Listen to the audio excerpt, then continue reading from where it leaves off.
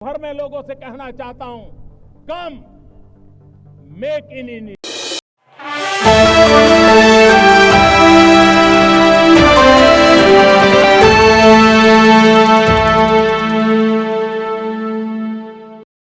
कर्नाटक में राष्ट्रीय स्वयंसेवक संघ की गतिविधियों पर रोक लगाने की मांग को लेकर राजनीति गर्मा गई है।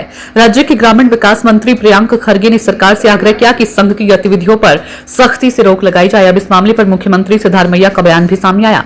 मुख्य सचिवों को समीक्षा के दिए गए निर्देश। सीएम मुख्यमंत्री सिद्धारमैया ने कहा कि राज्य के मुख्य सचिवों को इस मुद्दे की पूरी समीक्षा करने के निर्देश दिए गए हैं। उन्होंने बताया कि तमिलनाडु सरकार ने पहले ही सरकारी स्थानों पर संघ की गतिविधियों पर रोक लगाई हुई है। उसी मॉडल को कर्नाटक में भी लागू करने की दिशा में कदम बढ़ रहे हैं। सीएम सिद्धारमैया ने कहा कि मंत्री प्रियांक खरगे ने पत्र लिखा है। उन्होंने कहा कि आरएसएस सरकारी परिसरों का इस्तेमाल कर रहा है और उसे रोकने के लिए वही किया जाए जो तमिलनाडु सरकार ने किया है। तमिलनाडु की तरह कर्नाटक में लगाएंगे रोक, सिद्धारमैया। सीएम सिद्धारमैया ने कहा संघ सरकारी जगहों का इस्तेमाल अपनी गतिविधियों के लिए कर रहा है।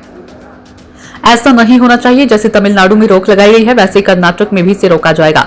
उन्होंने साफ कहा कि सरकारी भवनों और सार्वजनिक संपत्तियों का इस्तेमाल किसी भी संगठन को राजनीतिक या वैचारिक कार्यक्रमों के लिए करने की अनुमति नहीं दी जाएगी। इसके लिए कानूनी प्रक्रिया और प्रशासनिक आदेशों की समीक्षा भी की जा रही है। प्रियांक खरगे का आरएसएस पर आरोप।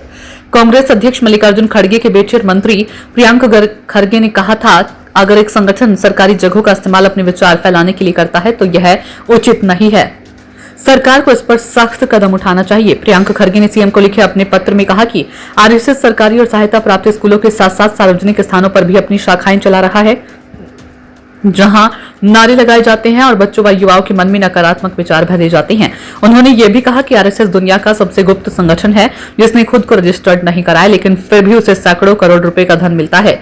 मंत्री ने कहा कि दुनिया का सबसे गोपनीय संगठन है। इतनी गोपनीयता क्यों? ये लोग कौन है? आरएसएस प्रमुख के संबोधन का सीधा प्रसारण क्यों होना चाहिए? उनका योगदान क्या है? वे मुझे अपने 100 साल के इतिहास में अपने 10 योगदान बताएं।